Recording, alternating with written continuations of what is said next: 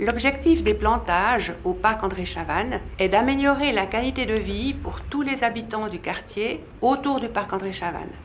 Au-delà de la dimension récréative, cet espace permettra d'atteindre le renforcement de l'interaction entre les habitants et l'intégration de personnes migrantes et celui sécuritaire en occupant l'espace par les habitants au détriment du trafic de drogue, de même qu'environnemental avec plus de biodiversité dans le quartier.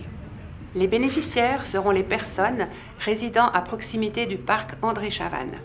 22 parcelles de potager urbain ont déjà été réalisées. Il manque encore 8 000 francs pour payer le reste du financement de la réalisation.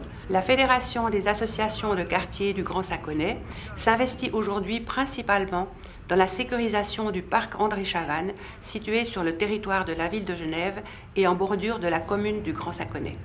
Depuis plusieurs années, les habitants du quartier ne peuvent pas profiter pleinement du parc André Chavannes. Ce délaissement est causé principalement par un sentiment d'insécurité, le terrain multisport étant en permanence occupé par un trafic de drogue.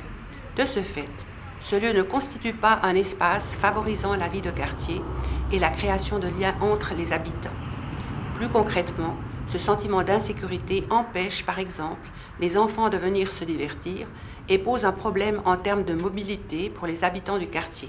En effet, les chemins du parc sont largement empruntés par les habitants du Grand Saconnet afin de se rendre à pied à leur travail.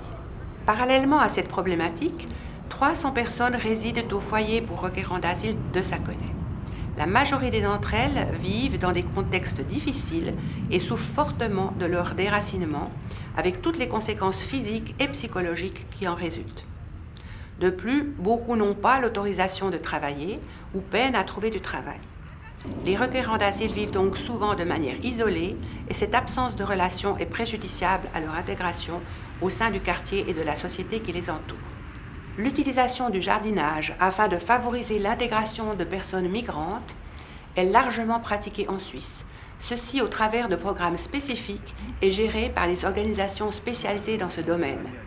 Cette approche novatrice permet notamment, au travers du jardinage et de la participation à la vie du potager, de renforcer l'estime de soi et les compétences sociales des participants, ainsi que d'aborder et d'exercer des aspects liés à la vie en société et la gestion des conflits.